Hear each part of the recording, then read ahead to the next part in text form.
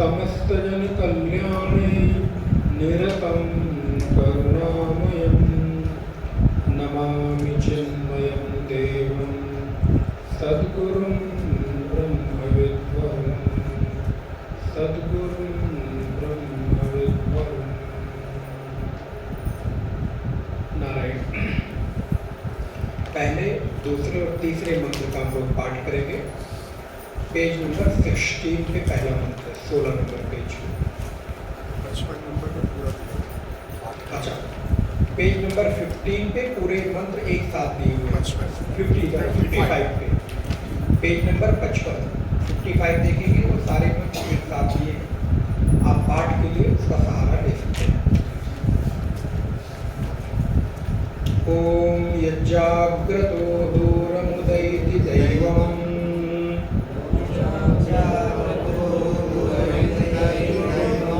तदु सुप्तस्य तथैवैति दूरंगमं ज्योतिषां ज्योतिरेकम् तन्मे मनः शिव संकल्पमस्तु येन कर्माण्यपसो मनीषिणो यज्ञे प्रणवन्तु विदथेषु धीराः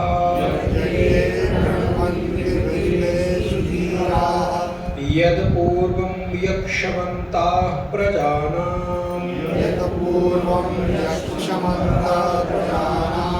तन्मे मनः शिव संकल्पमस्तु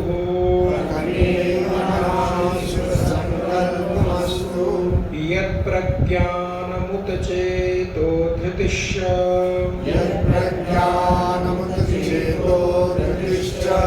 यज्ज्योतिरन्तरमृतं प्रजासु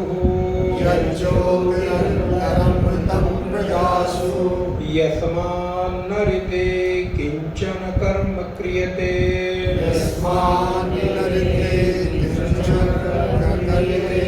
तन्मे मनः शिव संकल्पमस्तु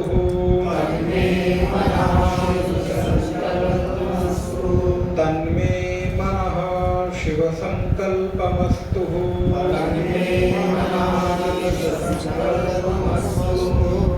नारायण। कल की कक्षा में हम लोगों ने देखा भगवती स्तुति। यहाँ पर हमारे मन के भीतर दिव्यता कैसे आए, मन को सबल कैसे बनाऊं, मन को चेतना से, पवित्रता से, शुभ संकल्पों से, शुभ विचारों से, शुभ भावनाओं से और समष्टि हित की भावना से इस मन को कैसे भरूं। वेद भगवान एक बात मुझे लगता है कि उनको ज्ञात होगी, उनको लगता होगा कि स्वाभाविक रूप से व्यक्ति का मन कभी भी उन्नत और वैशिष्ट की ओर, चेतना की ओर बढ़ेगा नहीं। इसलिए मानो उन्होंने एक प्रार्थना लिख दी।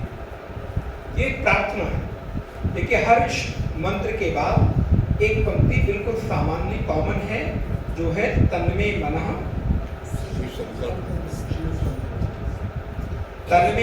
शिव संकल्पमस्तु। किसके मन की बात की जा रही है? बोले ये प्रत्येक व्यक्ति का जो व्यष्टि मन है उसकी बात की जा रही है। देखिए, यहाँ पर दो प्रकार के मन होते हैं, एक है व्यष्टि मन और एक है समष्टि मन।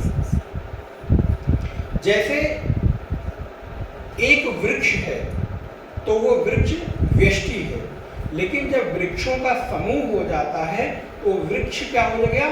समष्टि वृक्ष हो गया। अर्थात जहां पर समूह एकत्रित हो गया उसको समष्टि कहते हैं। तो इसलिए वन को वृक्ष नहीं कहते, अर्थात वन के भीतर अलग अलग वृक्ष हैं, किंतु हर वृक्ष का नाम अलग नहीं लेते। जब सबको एक साथ बोलना होता तो हम क्या कहते हैं?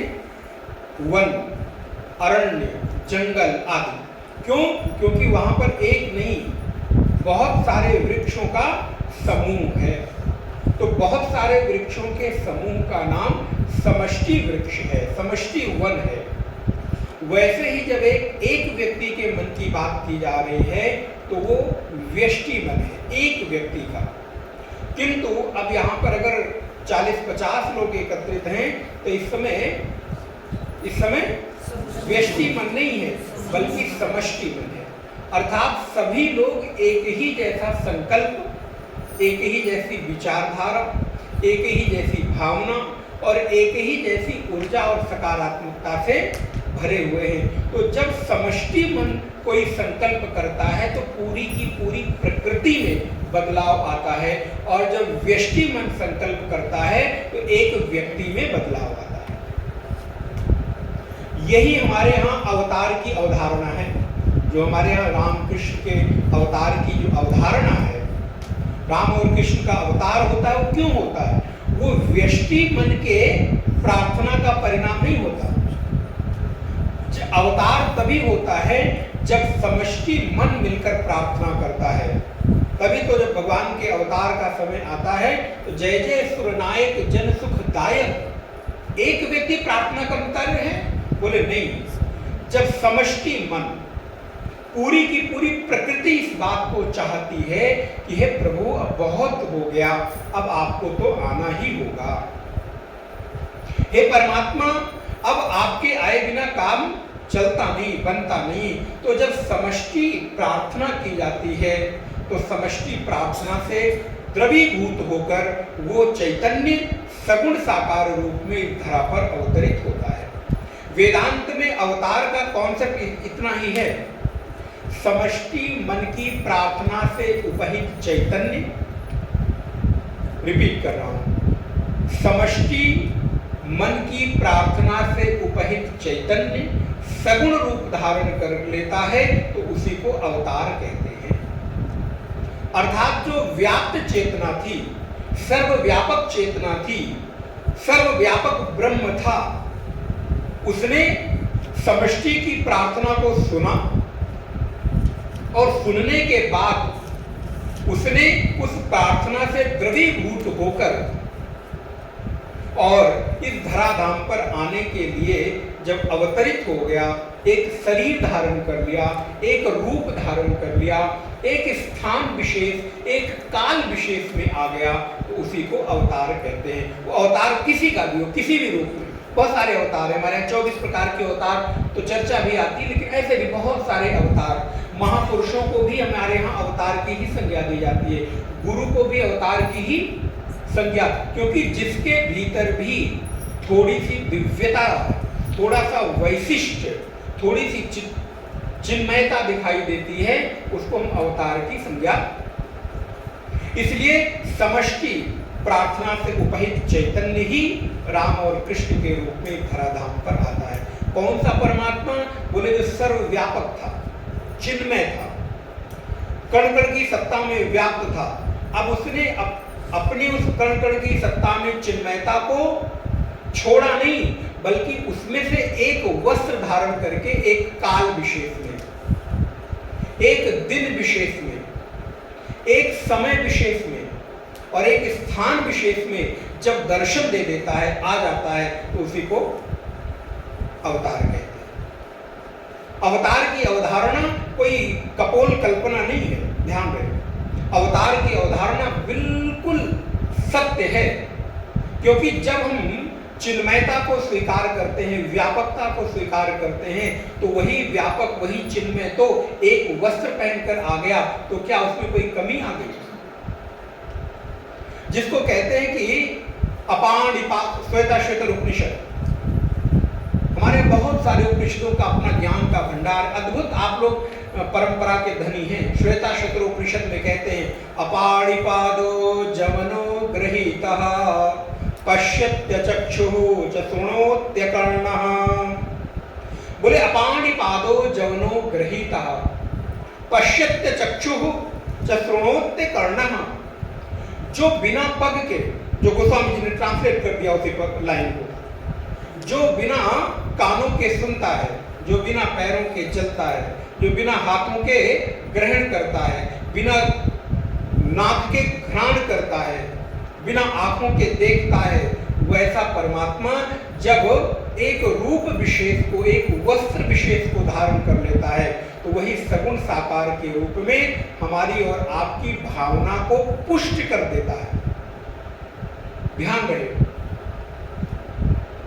समुद्र में बहुत अथाह जल है, लेकिन वो आपके काम का अथाह जल, लेकिन वही समुद्र का जल जब प्रोसेस होकर सूर्य ने शोषित किया, बादल बनकर वही जल जब वर्षा के रूप में आता है, तो वही जल हमारे, तो कई बार हमारा मन इतना उच्च नहीं है कि वो व्यापक चिन्मय परमात्मा को धारण कर सके, इसलिए फिर हमारे यहाँ अवतार की अवधारणा को पुष्ट किया गया कि अभी आप नाम और रूप में उलझे हो, तो चलो उसी व्यापक चेतना का एक नाम रूप आपके सामने हम उपस्थित कर देते, क्योंकि अभी हम नाम और रूप में हैं। बिना नाम और रूप के कोई कल्पना। अच्छा, अगर हम जब कहते हैं कि चिन्मय परमात्मा, व्यापक परमात्मा, अद्वैत परमात्मा, अद्वैत ब्रह्म, तो भी उस अद्वैता के साथ हम कोई ना कोई नाम और किसी न किसी रूप को, किसी के अकॉर्डिंग मैं उसको व्यापक मानता हूं। इसलिए तो फिर उसकी व्यापकता को सिद्ध करने के लिए आकाश का उदाहरण दिया जाता है, जबकि आकाश से भी वो सूक्ष्म है, आकाश से भी व्यापक है, लेकिन हमारी बुद्धि स्थूल होने के कारण, हमारी बुद्धि अभी उपाधि में उलझी होने के कारण, हमारी बुद्धि अभी नाम रूप में फंसी होने के कारण हमको दृष्टांत का और किसी वस्तु के सापेक्ष उस ब्रह्म की व्यापकता का वर्णन करना पड़ता है। जिसे गोस्वामी जी कहते हैं, बिनु पग चले सुने बिनु काना, कर बिनु कर्म करे विधि नाना, आनन रहित सकल रस भोगी, बिनु वाणी बक्ता बड़ जोगी। बिनु पग चले सुने बिनु काना। आप विचार करके देखो, एक ऐसा भी तत्व है जो बिना कान के सुनता है। बोले महाराज कितना बड़ा आश्चर्य, आप सही बोल रहे हैं ना, कुछ जरा खा पी के तो नहीं बोल रहे कि बिना कान के कोई सुन सकता है, क्योंकि मेरी कल्पना में तो ये बात आती ही नहीं कि कोई बिना कान के, बिना पैर के चल सके, बिना हाथ के ग्रहण कर सके, बिना आंखों के देख सके। बोले इतना ही नहीं, वो व्यापक परमात्मा सहस्त्र शीर्ष पुरुषः सहस्राक्ष सहस्रपाद स भूमि कुम सर्वतः स्पृतवा यतिष्ठत् दशांगुलम। बोले बिना हाथ पैर के चलता है, ग्रहण करता है, आंखों के बिना देखता है।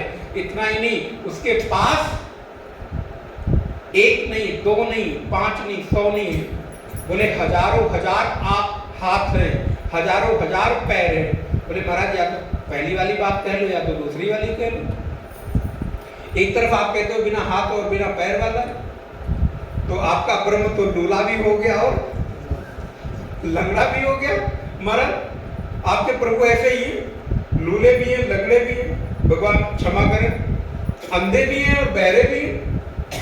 क्यों? क्योंकि आंख नहीं है, आप ही कह रहे हो, कान नहीं हो, आप ही कह रहे हो, और दूसरी तरफ आप क्या कहते हो कि बिना आंख कान के वो सब कुछ देखता है, सुनता है, ग्रहण करता है। और एक तो नहीं, हजारों हजार पैर, हजारों हजार हाथ, हजारों हजार आंखें, हजारों हजार सिर। किसी ने कहा महाराज रुक जाओ गलत के बोल गए। बोले क्या? बोले या तो कहो 1000 सिर या तो कहो 2000 आंखें। अगर 1000 सिर कहते हो तो 2000 आंखें होनी चाहिए ना, तो काना हो गया। बोले महाराज ये ऐसा ही है, उसके पास हाथ पैर ना होते हुए, आंख ना होते हुए, कान ना होते हुए भी जब हम कहते हैं कि हजारों हाथ पैर, हाथ कान उसी के हैं, तो इसका मतलब जितने भी यहाँ बैठे हुए लोग हैं सभी के हाथ पैर उसी के हाथ पैर तो हैं। और जब हम नाम और रूप की उपाधि का त्याग कर देते हैं, दृष्टि विवेक में आप पढ़ेंगे, नाम और रूप को त्याग देते हैं, तो बिना उपाधि के वो परमात्मा बिना हाथ पैर आँख नाक कान मुख इंद्रियों वाला हो जाता है। और फिर ऐसी स्थिति में क्या है, उसकी सामर्थ्य क्या है? बोले महाराज उसकी सामर्थ्य तो अद्भुत है। बड़ी सुंदर पंक्ति कही, उसकी सामर्थ्य ऐसी है, चींटी के पग नूपुर बाजे तो भी साहब, चींटी के पग नूपुर बाजे तो भी साहब सुनता है। उस परमात्मा की आंख नाक कान मुख न होने के बाद भी सामर्थ्य क्या है, क्षमता क्या है? बोले उसकी क्षमता है, जरा एक रूपक याद करो। एक चींटी कितनी बड़ी होगी? शायद आपकी ऐसे दोनों उंगलियों को मिलाओ तो उसके बीच से भी वो निकल जाए पकड़ में। कितनी छोटी चींटी, अच्छा कितनी तो छोटी चींटी, तो चींटी के कितने छोटे पैर, महाराज नन्हे नन्हे से पैर। जैसे आप अपने छोटे बच्चों को जब बचपन में वो पैदा होते हैं तो कितने नन्हे नन्हे पैरों में आप पायल पहनाते हो, नन्हे नन्हे पैरों को देखते हो, उंगलियां कितनी छोटी छोटी थी, लेकिन देखते देखते देखते महाराज वो उंगलियां पैर बड़े होते चले जाते हैं। तो बोले महाराज चींटी के पग नूपुर बाजे तो भी साहब सुनता है। इतनी छोटी सी चींटी, उस छोटी सी चींटी के कितने छोटे पांव, और स्वाभाविक है पांव से छोटा ही पायल होता है। आप लोग पहनते, आजकल शायद फैशन नहीं रह गया पहनने का, है भी तो शायद एक ही पैर का फैशन हो गया है ना, ऐसा ही कुछ है। नारायण, अब पता नहीं आप लोग क्या क्या फैशन निकालते रहते हैं। पहले तो दोनों में पहनते थे, घुंघरू लगा हुआ पहनते थे, छम छम चलती हुई वो दुल्हन जब घर में चलती थी तो देखिए कितना सुंदर आनंद का उत्सव होता था। तो धीरे धीरे क्या हुआ, बोले महाराज दोनों पैर के पायल से पहले नूपुर निकल गए, जो उसमें बजते रहते, घुंघरू, नूपुर तो पायल में कहते, घुंघरू निकल गए। बोले महाराज ज्यादा हो रहा है, तो घुंघरू निकलने के बाद बोले धीरे से एक पैर से सरक गया, और फिर क्या हुआ, बोले एक ही पैर में रह गया। फिर धीरे से क्या हुआ, बोले हम कुछ नया एडिशन करते हैं। क्या किया, तो बोले जो पैर एक पैर से सरका है उसको दूसरे पैर में ऊपर सरका लेते हैं, तो दोनों पायल एक ही पैर में पहन ली। आप अजब अजब लीलाएं देखें कि महाराज माताएं हमारी बड़ी क्रिएटिविटी उनके अंदर बहुत होती है ना। तो नारायण कितनी क्रियाशीलता है उनके भीतर। तो चींटी के पग नूपुर बाजे, इतनी छोटी चींटी, उसके इतने छोटे से पांव, और उस पांव में कितने छोटे तो पायल, और उस पायल में कितना छोटा घुंघरू होगा। अच्छा घुंघरू तब तक नहीं बजेगा जब तक उस घुंघरू के भीतर लगी हुई घंटी और भी छोटी ना हो, क्योंकि वो घंटी अगर टकराएगी नहीं तो बजेगी नहीं। अब आप कल्पना करके देखो कितनी छोटी सी आवाज निकलती होगी। बोले अगर वो भी बजे तो भी हमारे मालिक की, हमारे साहब की ये सामर्थ्य है कि वो सुन लेगा। बोले महाराज ऐसी, बोले इतनी ही नहीं, उसकी तो सामर्थ्य है, यहाँ तो घुंघरू बजने की भी बात कही जा रही है। घुंघरू बजे भी ना, बस केवल आपके मन के भीतर विचार उठ भर जाए, वो भी वो जान जाता है। बजने की भी जरूरत नहीं, वो भी तो थोड़ा स्थूल सा हो गया। आपके मन के भीतर एक भाव, एक थॉट, एक विचार, एक भावना उदित हुई। क्या उदित हुई? बोले वो भी अंदर बैठा हुआ जो आपका अंतर्यामी परमात्मा है वो जान लेता है। और नारायण, आप किसी से कुछ भी छिपा लो लेकिन खुद से कुछ छिपा नहीं सकते। कितना भी दुनिया के लोगों से आप अपने चीजों को संभाल कर रख लो, कितनी भी प्राइवेसी आप अपनी बना के रख लो, लेकिन एक ऐसा बैठा हुआ है भीतर जो आपकी सारी प्राइवेसी की पोल पट्टी, वो कौन है? बोलो अंतर्यामी परमात्मा है। आप सोचते भर हो, आपके मन के भीतर एक विचार आता भर है और वो जान लेता है, और अंदर ही अंदर बैठकर अच्छा बच्चा अभी सो जा रहे हो, और तुम्हें संकेत भी करता है, रोकता भी है।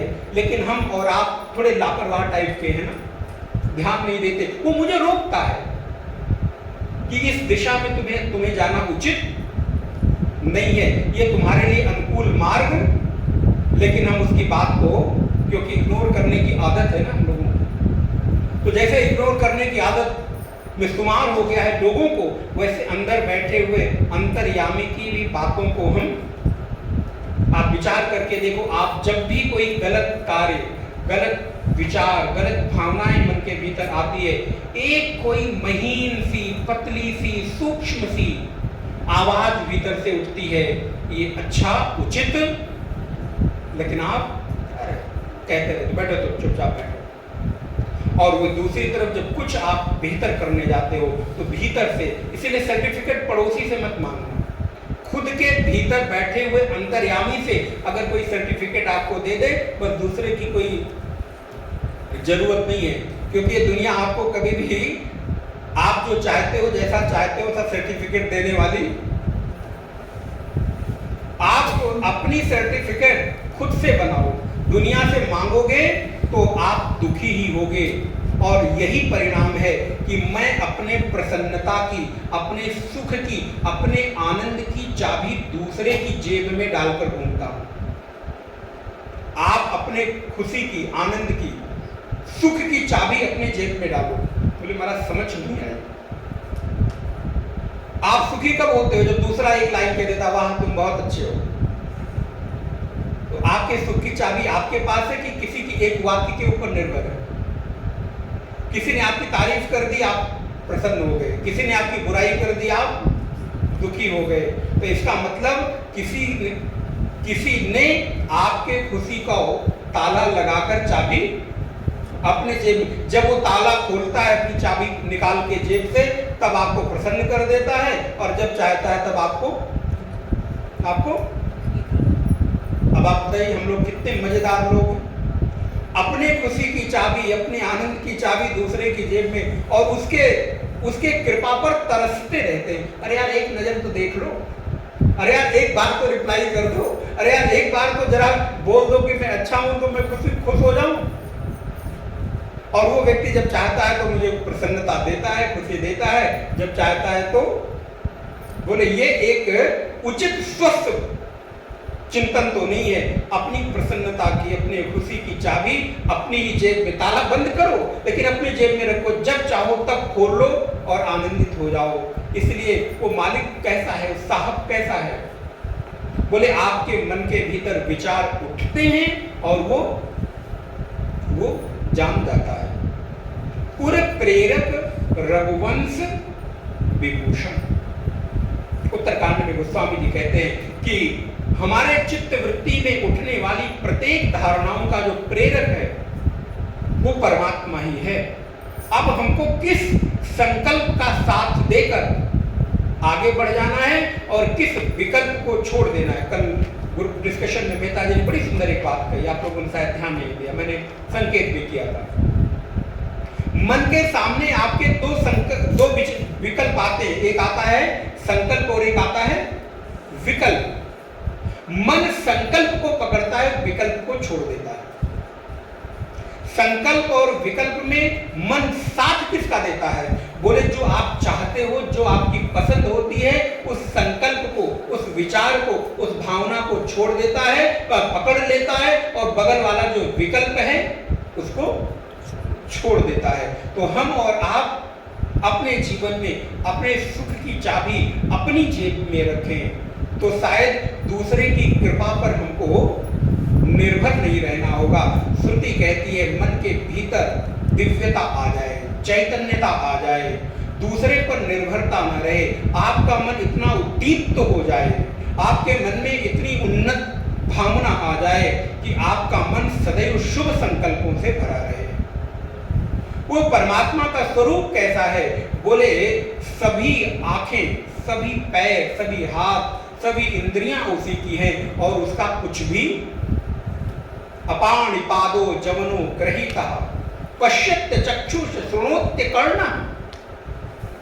पैर के बिना चल पाता है और सारे पैर उसी के हैं, और पैर खोजने जाओ तो उसमें कोई पैर मिलता ही नहीं। तभी तो जिन लोगों ने इस रहस्य को नहीं समझा वो कहते हैं कि ये वेदों की भाषा तो मुझे समझ में जब जो मर्जी आई वो बोल देते हो। बोले इसको समझने के लिए गुरु चरणों में बैठकर उस अर्थ को हृदय में धारण करना होगा। वेद अपने पढ़ने से कभी आपको ज्ञान नहीं कराते, उपनिषद स्वयं से पढ़कर कभी भी ज्ञान नहीं होगा। उपनिषद का ज्ञान सदैव गुरु परंपरा में बैठकर ही होगा। गुरु कृपा के बिना आपके हृदय में ज्ञानोत्पत्ति नहीं हो सकती। और वेदांत का ये बिल्कुल स्पष्ट मत है, बिना ज्ञान के मुक्ति ऋते ज्ञानात् न मुक्ति, ज्ञानादेव तु कैवल्यम। जो कैवल्य की प्राप्ति है, ज्ञान की प्राप्ति है, वो तो आत्मस्वरूप के अनुसंधान से ही होगी। और आत्मस्वरूप का अनुसंधान कैसे होगा? बोले जब कृष्ण कहते हैं, वासुदेव कहते हैं, तद विद्धि प्रणिपातेन परिप्रश्नेन सेवयः उपदेक्षन्ति ते ज्ञानम ज्ञानिनः तत्त्वदर्शिनः। जब कोई एक जिज्ञासु साधक हृदय में जिज्ञासा और मुमुक्षा का भाव लेकर गुरु चरणों में जाकर प्रणिपात करता है, प्रणाम करता है, आर्त भाव से गुरु चरणों में प्रार्थना करता है, गुरुदेव अब बहुत हो गया, संसार अब मुझे सुहाता नहीं है। जिस संसार के लिए मैंने इतना किया, बदले में मुझे कुछ मिला तो नहीं, मिला तो क्या? बोले धोखा। ये संसार एक धोखा ही है। एक मिली क्या वस्तु? बोले निराशा। जिसके लिए मैंने इतना किया, समय मिलने पर हमें कुछ मिला नहीं। जिनके लिए हम रोते हैं, गाते हैं, जिनके लिए हम हैरान परेशान होते हैं, जरा उनके हृदय में झांक कर देखो, मेरे लिए जगह कितनी है। महाराज भगवान ने कितना सुंदर फिल्टर लगा रखा है, बार बार धन्यवाद दो। सच में अगर कहीं वो फिल्टर न होता और आप दूसरे के मन को पढ़ पाने में, देख पाने में, किसी के हृदय को अनुभव कर पाने में सक्षम होते, तो मुझे लगता कोई संबंध चलता ही नहीं। समझ आया ना? ऊपर से तो सर सर सर सर, बस इसके अलावा कोई लाइन नहीं। सीनियर ने फोन कर दिया तो बस एक ही लाइन याद रहती है, आप सारे लोग वर्किंग हैं, उन्हें काम किया, सर सर अच्छा है तो सर, बुरा है तो भी सर। फोन रखते ही अब मैं नहीं कहूंगा आप क्या सोचते हैं। जो भी आपके मन में आता हो कि है मूर्ख है कि बेवकूफ है, जो भी आपको आप आगे और आप जोड़ लीजिएगा। काम सब हमको करना है, श्रेय खाली फाइल पे साइन करके लगता है कि इसने सब कर लिया, सारा बोझ मेरे सिर पे है, लगता है कि आप सब लोग जानते हैं। हुआ क्या? बोले हमारे जीवन में अगर किसी के मन को पढ़ पाने की क्षमता होती तो महाराज ये संबंध किसी का चलता ही नहीं। ऊपर से तो सब अरे अरे, और मन ही मन भीतर क्या भाव चल रहा है बोले कोई पता नहीं। लेकिन जब गुरु चरणों में बैठकर कोई शिष्य उपनिषद के ज्ञान को, अपने आत्म स्वरूप को जानने की जिज्ञासा लेकर आता है, तो वासुदेव कृष्ण कहते हैं तद विद्धि प्रणिपाते। ये परंपरा है, प्रक्रिया है। एक शिष्य गुरु के चरणों में बैठकर किस प्रकार ज्ञान की पिपासा को लेकर, जानने की जिज्ञासा को लेकर प्रार्थना करे, प्रश्न करे, श्रद्धा पूर्वक प्रणाम करे और इस बात का निवेदन करे कि अब संसार जिसके लिए मैंने इतना किया उससे मुझे रस, अब खुद के लिए कुछ जीना चाहता हूं। हमारा और आपका जीवन 24 घंटे में विचार करें तो कितने घंटे हम खुद के लिए देते हैं और कितने घंटे औरों के लिए देते हैं। प्रातः काल से लेकर रात्रि के शयन तक केवल और केवल दूसरों के लिए। बच्चों को तैयार करना है, स्कूल भेजना है, भोजन बनाना है, ब्रेकफास्ट देना है, कपड़े देने हैं, सफाई कराना है, काम वाली आ गई, फिर थोड़ी देर सीरियल देख लेना है, फिर खाना खाना है, फिर सो जाना है, फिर थोड़ा वॉक करना है और फिर एक दो बातें करनी है और फिर रात के खाने की तैयारी और फिर सो गए। बोले हम कहाँ हैं? बोले मुझे मालूम नहीं। शाम को प्रतीक्षा भी करनी है कि शाम की चाय के साथ स्नैक्स क्या बनाएंगे, बच्चों को क्या खाना है, पति को क्या खाना है, पत्नी को क्या खाना है, आदि आदि। हमारे लिए जब अवसर मिलता है तो उस अवसर का लाभ कृष्ण उसकी प्रक्रिया बता रहे हैं। जब आपको ऐसा लगने लगे कि संसार अब आपके लिए असल में नहीं रह गया, ऐसी जिज्ञासा, तड़प आए। तड़प कैसी हो? बोले तड़प वैसी हो, एक शिष्य गुरु के पास ज्ञान लेने गया, गुरुदेव संसार अच्छा नहीं लगता, ज्ञान दे दो। फिर गुरु ने कहा अच्छा ठीक है, कल आना, कल बताऊंगा। पुनः दूसरे दिन कुटिया पर आया, शिष्य को कहा चलो पीछे पीछे मेरे आओ। शिष्य तो बड़ा खुशी, अरे वाह आज लगता है ज्ञान मिलेगा। गुरुदेव जंगल की ओर गए, जंगल पार करके नदी के किनारे। अब शिष्य थोड़ा परेशान, कहाँ जंगल में ले जा रहा है? नदी के किनारे, अच्छा नदी के किनारे था, सुनसान एकांत जगह पर ज्ञान दे। और नारायण गुरुदेव गंगा जी ने जैसे ही नहाने के लिए डुबकी लगाई, खड़े हुए, शिष्य को इशारा किया तुम भी आओ उधर नहाओ। और शिष्य भी आया, अरे अच्छा नहा धो के ज्ञान मिलेगा शुद्ध पवित्र होकर। और जैसे ही शिष्य ने डुबकी लगाई, महाराज गुरुदेव गर्दन पकड़ के ऊपर तड़पने लगा, चिल्लाया क्या कर, मार डालोगे, जान निकल जाएगा, प्राण निकल जाएगा, बचाओ। नहीं ज्ञान ले लो, मैं तुमको ज्ञान दे रहा हूं। नहीं अब ज्ञान नहीं चाहिए, बस भले हमारा प्राण बचे।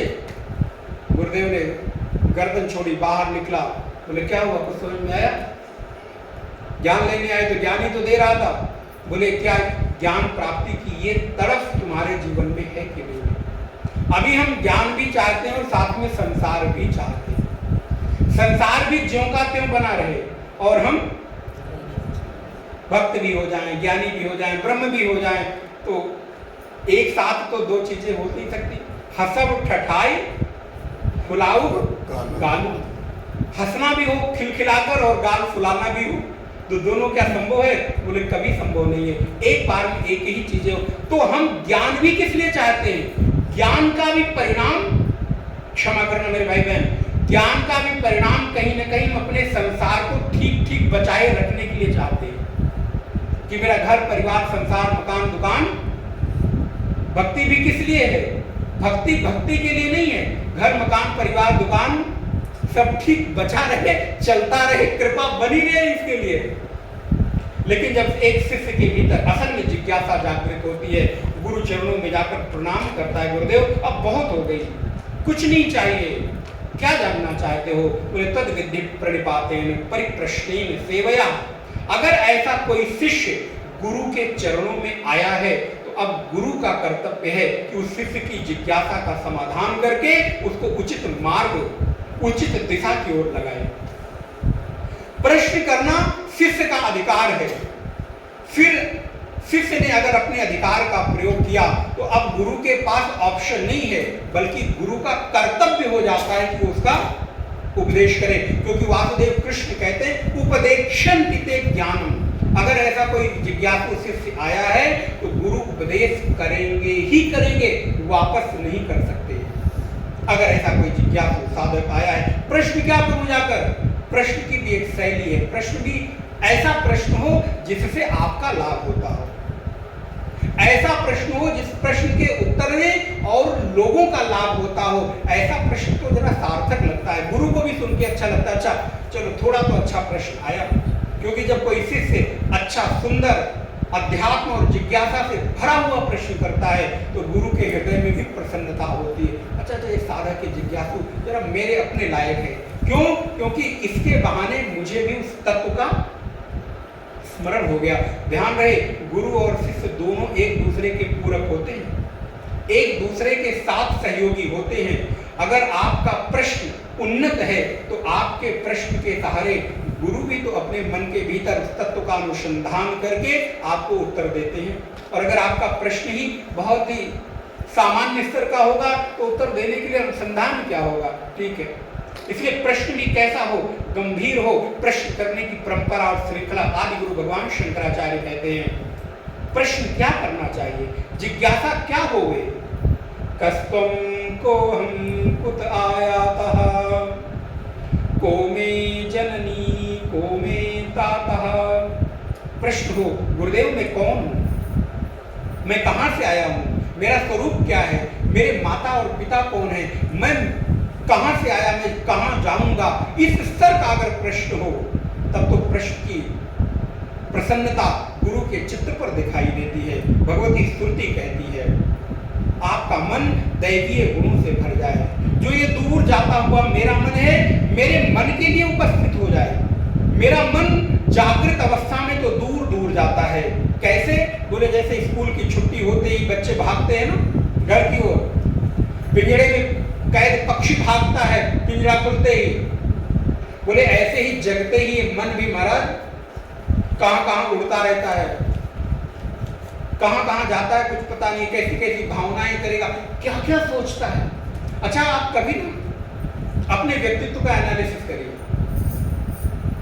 सुबह से रात तक अपने सारे विचार लिखते चलिए, रोज के, एक दिन 2 दिन, एक आध सप्ताह करके देखिए और उन विचारों के साथ अपने आप को मैच करिए, कंपेयर करिए। आप पाएंगे क्या ये विचार वाला व्यक्ति और मैं एक ही हूं। ऐसे ऐसे विचार आपके मन के भीतर आएंगे, आप खुद को लगेगा कि अरे, लेकिन हम उन विचारों को ध्यान नहीं देते तो सब ठीक चल रहा है, ठीक चल रहा है तो अच्छा है, ठीक चल रहा है। लेकिन जब आप देखोगे तो रात्रि शयन के पूर्व तक आपके मन के भीतर ऐसे ऐसे विचारों की श्रृंखलाएं चलती रहती हैं जिनकी आप कल्पना भी नहीं कर सकते। कभी राग, कभी द्वेष, कभी काम, कभी मोह इत्यादि। हमारा मन कैसा भर जाए? बोले शुभ संकल्पों से भर जाए, उनके भीतर दिव्यता का आधान हो जाए। जैसे ही ये मेरा जगता हुआ मन दूर चला जाता है, सोने के समय फिर पास में आ जाता है। जैसे पंछी सुबह के समय दाना चुगने के लिए अपने घोंसले से बाहर निकलते हैं, सायंकाल होते होते पुनः वो पक्षी अपने घोंसले में वापस आ जाते हैं। बोले मन महाराज भी ऐसा ही है, इसलिए तो उसको पंक्षी कहा गया। मेरो मन अनक कहां सुख पावे, जैसे उड़ जहाज को पंक्षी पुनित। बोले सुबह जगे, उड़ गया, फिर रात होते होते होते होते पुनः। और कभी कभी अगर ये कहीं अटक गया है खाने पीने में तो बोले महाराज रात को भी नहीं आता, फिर परेशान होते, फोन ऑन करते, कहां फंस गए, आओ जल्दी। क्यों? क्योंकि कहीं और दाना चुगने लग गया। इस वजह से ये मन को जो दूर जा रहा है वो मेरे लिए सदा उपस्थित रहे, जागृत अवस्था में भी उपस्थित रहे, सुषुप्ति अवस्था में भी उपस्थित रहे। ये मेरा मन हमेशा दैवीय गुणों से भरा रहे। और यही मन तो चेतना और ज्योति स्वरूप है, अर्थात सभी विषयों को भोगने वाला है। भगवती श्रुति कहती है, जैसे ये मन आपके भीतर शुभता का संकल्प करता है, वैसे ही आपके भीतर एक विशिष्टता का अनुभव होता है। और इस मन के द्वारा ही विभिन्न प्रकार के कर्म होते हैं। एन कर्माण्य पशो मनीषिणः यज्ञे कृणवन्तु विदथे कुधीराः यद पूर्वं यक्षमन्ताः प्रजानां तन्मे मनः शिव संकल्पमस्तु। यह मेरा मन जिसके द्वारा विभिन्न प्रकार के कर्मकांड किए जाते हैं, विभिन्न प्रकार की उपासनाएं की जाती हैं, विभिन्न प्रकार के नियम किए जाते हैं। विद्वान लोग इसको उत्साह और ऊर्जा से भरकर विभिन्न प्रकार के यज्ञों में व्यस्त रहते हैं। ऐसा मेरा अनुपम, अनोखा, अनूठा, यूनिक सा मन मेरे लिए हमेशा उपलब्ध रहे। मेरे मन के भीतर हमेशा शुभता का भाव जागृत हो। ध्यान रहे, आप बहुत ही अनूठे व्यक्तित्व के धनी हैं। बस आवश्यकता है कि आप अपने मन की सामर्थ्य को, और आप एक सूत्र बोलकर मैं कक्षा को विश्राम देता हूं, आप जो होना चाहते हो वो सोचना शुरू कर दो। आप जो करना चाहते हो वैसा संकल्प करना शुरू कर दो। ये मन वैसे लोगों को, वैसी परिस्थितियों को आपके आसपास निर्मित करने लगेगा। भगवान ने इसको कहा है, जब किसी ज्ञानी के भीतर जिज्ञासा जागृत होती है तत्र तम बुद्धि संयोगम लभते पौर्व गीता। तत्र तम बुद्धि संयोगम, आपके भीतर अगर संकल्प आया है तो वैसे साधक आपके मित्र बनने लगेंगे, वैसे भक्तों के साथ आपका मन मिलने लगेगा। अगर आपके भीतर जप की इच्छा है तो जप वाले साधक मिलेंगे। ध्यान रखना, आपके भीतर ज्ञान की इच्छा है तो ज्ञान वाले साधक मिलेंगे। ये अनूठी परंपरा है इस प्रकृति की। ये प्रकृति अद्भुत है नारायण। यहाँ की प्रत्येक नियम और प्रक्रियाएं अपने आप में बिल्कुल अनुपम हैं। जो बनना है, जो चाहते हो वैसा सोचना और वैसा संकल्प करना शुरू कर दो। प्रकृति अपने आप आपके अनुकूल व्यवस्था बना देगी। इसलिए तन्मे मनः शिव संकल्पमस्तु।